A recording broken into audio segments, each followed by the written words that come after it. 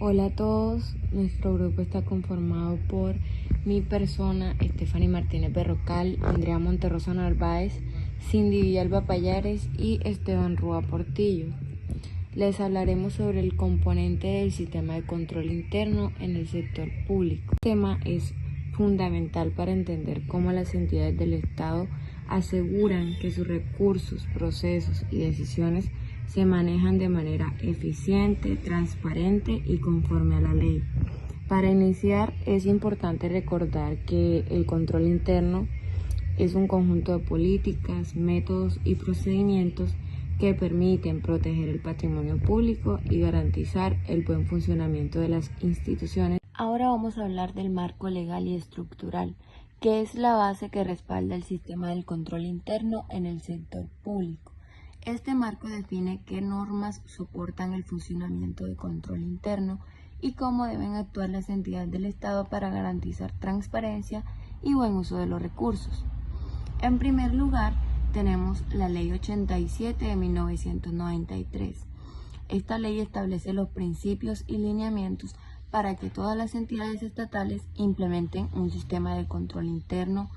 El objetivo principal de esta ley es asegurar que las actividades y recursos públicos se utilicen correctamente, que se cumplan los objetivos institucionales y se proteja el patrimonio público. El segundo documento clave es el decreto 1599 de 2005. Este decreto es importante porque adopta el modelo estándar de control interno conocido como el MESI. El MESI define la estructura, los componentes y las herramientas que todas las entidades del Estado deben aplicar para fortalecer su control interno. En resumen, estos dos instrumentos, tanto la Ley 87 como el Decreto 1599, forman el fundamento legal del sistema del control interno.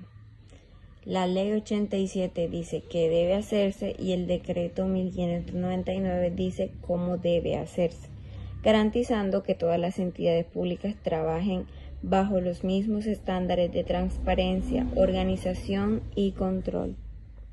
A lo largo de esta exposición explicaremos de manera clara y ordenada los 5 componentes que conforman este sistema y cómo cada uno contribuye al fortalecimiento de la gestión pública. Como componente número 1 tenemos el ambiente de control. En el 2, la evaluación de riesgos. En tercero, actividades de control. Cuarto, información y comunicación. Como quinto, tenemos el seguimiento o evaluación. A continuación daré paso al desarrollo del primer componente. El primer componente esencial y el más fundamental es el ambiente de control. Este no es un simple conjunto de documentos, sino el fundamento ético y organizacional sobre el cual se construye y opera todo sistema de control interno. Se refiere al conjunto de valores, principios éticos, el estilo de dirección y la estructura organizacional que prevalecen en la entidad.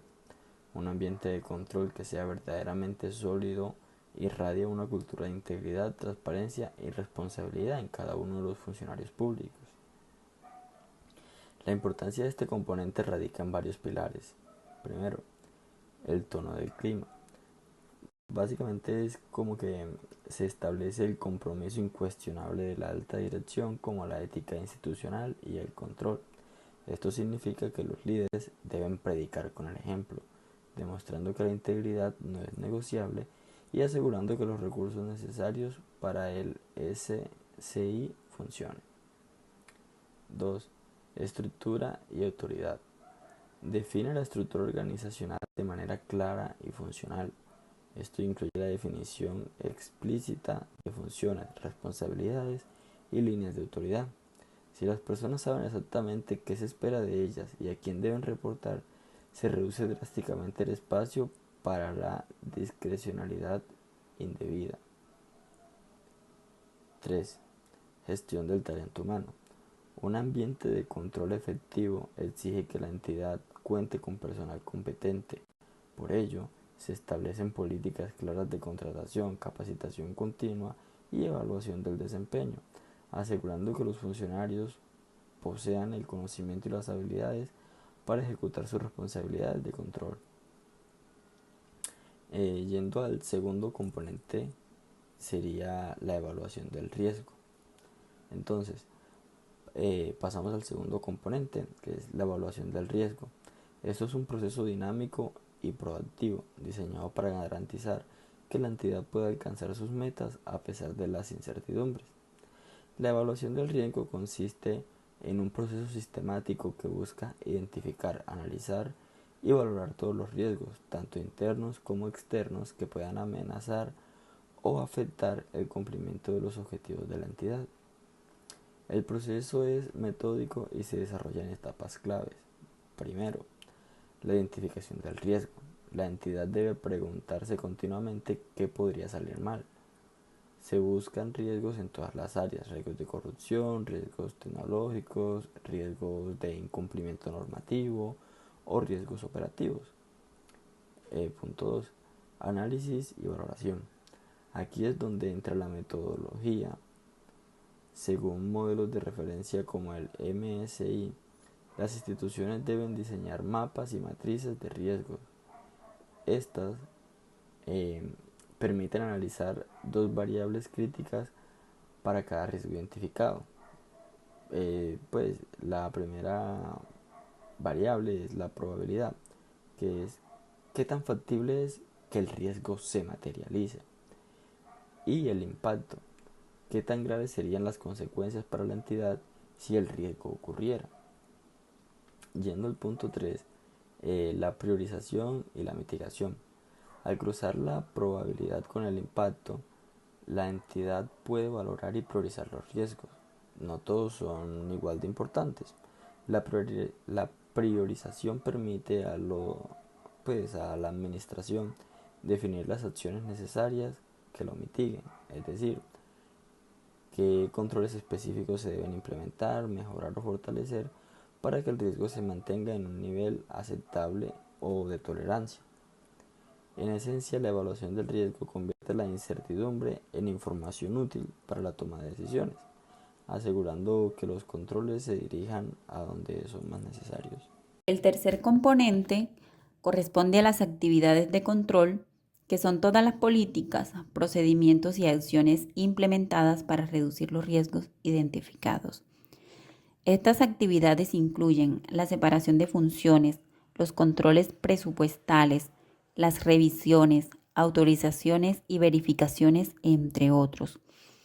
La separación de funciones consiste en que la persona que registra una factura no es la misma que la aprueba ni la que realiza el pago. Un funcionario recibe los bienes, otro diferente los verifica y otro autoriza el ingreso al inventario. Los controles presupuestales también, que consiste en que no se puede ejecutar un gasto si no existe disponibilidad presupuestaria aprobada. Es decir, el sistema bloquea automáticamente compras que excedan el límite de presupuesto asignado a un área. Autorizaciones y aprobaciones. Bueno, estas se basan en que un jefe debe autorizar las órdenes de compra antes de enviarlas al proveedor. Esto quiere decir que gastos superiores a cierto monto requieren doble aprobación, por ejemplo, del jefe de área y del director financiero. También tenemos las revisiones y verificaciones, que consisten en la revisión mensual del cuadre de caja por una persona distinta al cajero. Es decir, la verificación de que las horas extras registradas coincidan con la asistencia real del personal. También tenemos los controles físicos. Es decir, se tiene un acceso restringido a los almacenes mediante llaves, tarjetas o biometría. Inventarios físicos periódicos para confirmar que lo registrado coincide con lo existente. Los controles tecnológicos son sistemas que requieren contraseñas seguras y renovaciones periódicas, alertas automáticas cuando se detectan operaciones inusuales o duplicadas. Y también tenemos la documentación y registros, que son las listas de chequeos obligatorias para procesos como entrega de equipos o inspecciones, conservación de documentos soportes como son facturas, actas, contratos, como evidencia de cada operación. El propósito de este componente es asegurar que las operaciones se realicen correctamente y que los recursos se utilicen de acuerdo con la normatividad vigente. Por su parte, el cuarto componente es la información y comunicación, el cual garantiza que la información generada por la entidad sea oportuna, confiable y accesible para la toma de decisiones. Este componente también promueve la comunicación efectiva entre las diferentes áreas y niveles jerárquicos y permite rendir cuentas tanto a los organismos de control como a la ciudadanía. Entre estos tenemos información oportuna y confiable. Consiste en que los informes financieros mensuales se generan automáticamente desde el sistema contable y se entregan a la gerencia el primer día hábil de cada mes. Las áreas deben cargar sus planes y avances en un sistema, garantizando información actualizada y verificable. Tenemos los canales formales de comunicación interna, que son los encargados del envío de circulares internas para informar cambios en políticas, procedimientos o normas. También se deben realizar reuniones semanales de coordinación entre jefes de áreas para compartir avances y alertas sobre riesgos o problemas. La comunicación externa y rendición de cuentas. Esta se basa en la publicación de informes de gestión y estados financieros en la página web institucional. Audiencias públicas de rendición de cuentas donde la entidad explica su gestión y responde preguntas de la ciudadanía. El envío de reportes periódicos a organismos de control como son Contraloría, Procuraduría, Supersociedades, etc.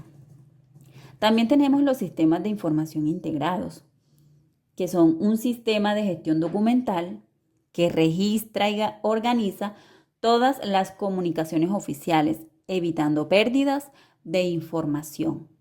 Plataformas de trazabilidad de procesos, como son compras, contratación, proyectos, que permitan consultar de manera transparente el estado de cada trámite. Tenemos las alertas y reportes para la toma de decisiones.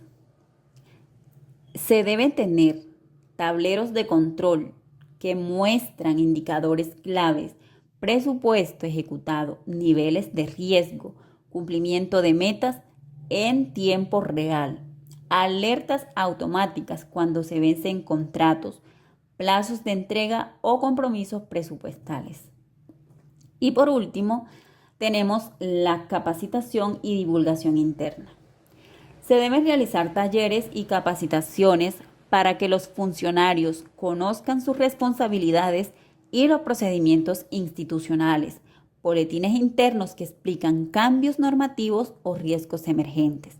La finalidad de este componente es que la información y comunicación sea oportuna, confiable y accesible. Finalmente llegamos al quinto componente del sistema de control interno, denominado seguimiento o evaluación, el cual es determinante para garantizar que todo el sistema funcione de manera adecuada y mantenga en mejora continua. Este componente comprende los mecanismos mediante los cuales la entidad verifica, analiza y retroalimenta la eficacia de los controles implementados. En otras palabras, permite saber si el sistema de control interno realmente está cumpliendo su propósito o si es necesario ajustar procedimientos, fortalecer controles o rediseñar estrategias.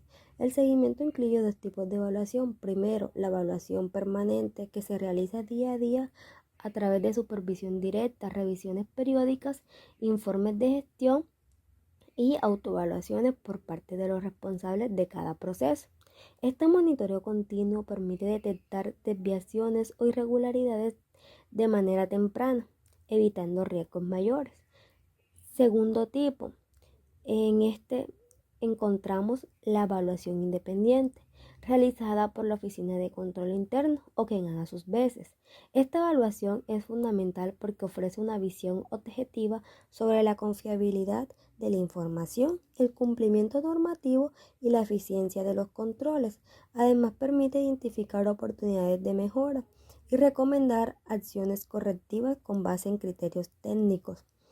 En este componente también cumple un rol clave los comités institucionales de coordinación de control interno, creados para promover la articulación entre las distintas áreas y asegurar que las recomendaciones derivadas del seguimiento se implementen de manera oportuna. Es importante resaltar que el Decreto 1083 de 2015, que compila las normas del sector función pública, establece lineamientos específicos sobre cómo debe llevarse a cabo la evaluación del sistema de control interno en las entidades públicas. Este decreto señala que la Oficina de Control Interno tiene la responsabilidad de evaluar el sistema de control interno con enfoque en tres aspectos fundamentales: la asistencia, el funcionamiento y la coherencia de todos los componentes que lo conforman. Esto significa que la entidad no solo debe tener el sistema documentado, sino que debe demostrar que realmente opera de forma efectiva y articulada. Asimismo, el decreto 1083 establece que la Oficina de Control Interno debe presentar informes periódicos a la alta dirección y al Comité Institucional de Coordinación de Control Interno, con el fin de garantizar que la entidad conozca oportunamente los riesgos, las debilidades y las oportunidades de mejora. Estos informes no son de carácter opcional, forman parte de la obligación normativa de la retroalimentación permanente y el desempeño de la entidad. El decreto también refuerza el papel del comité como un órgano estratégico encargado de hacer seguimiento a los planes de mejoramiento, aprobar ajustes en los controles, promover buenas prácticas y asegurar que las recomendaciones derivadas de las auditorías, tanto internas como externas, sean implementadas de manera efectiva y verificable.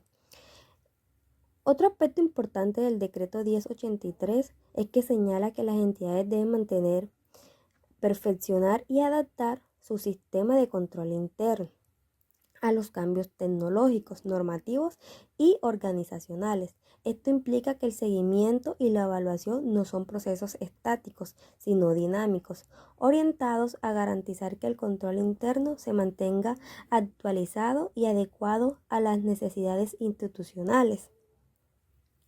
En conclusión, el sistema de control interno no solo garantiza el uso adecuado de los recursos públicos, sino que también fortalece la transparencia, la eficiencia administrativa y la confianza ciudadana en las instituciones del Estado colombiano. Muchas gracias.